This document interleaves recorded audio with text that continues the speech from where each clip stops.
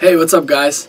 I'm Dante Barufi, and for my webcam reading response I chose the remix topic, which had some different questions on unlawful uses of media. Okay, so first off, I love music. I'm a producer and I'm also a professional drummer. I play drums for a hip-hop artist, Meek Mill.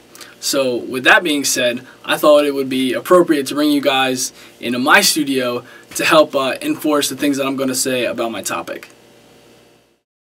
So the first question says, to what degree do you participate in unlawful use of media? Well, I don't think I'm the only one in class that's ever downloaded music illegally online, but I am an avid music listener, and if I don't feel like paying for an album, or if one leaks before its release date, I might try to go online and look for it to see if it's out there. Okay, so for the second part of the question, it says, do you consider yourself a criminal? Why or why not? I know personally when I go online with intentions of downloading a song or an album, I'm not really thinking that I'm committing a crime because everything is so accessible these days because of the internet.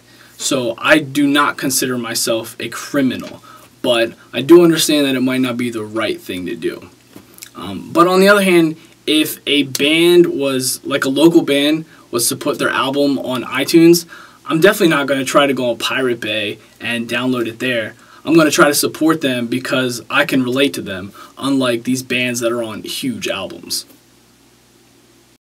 Okay, let's move on to the second question, which is, in terms of the Slater article, do you think sampling pre-existing artifacts to create new work is the same as wholesale bootlegging? I could see why someone would think that this would be similar, but I'm going to have to go ahead and say no. From my experience in the music industry, I know that a lot of producers sometimes will create packages that they can put online for other producers like myself to download and use on their recording software. Now, I could take their exact sounds and completely recreate their song down to the exact beat and the same melody, but if I use it for my own personal use, I don't think that that's bootlegging. But if I go out and market it and try to sell it as the producer's actual beat, then yeah, I think that's bootlegging. The second part of that question, it says, what types of remix or sampled media have you been exposed to? I know for me, I deal with a lot of sampled media all the time. Whether it's a certain sample that an artist wants me to use for them, or if it's a sample that I've created myself, I'm constantly using samples in my music.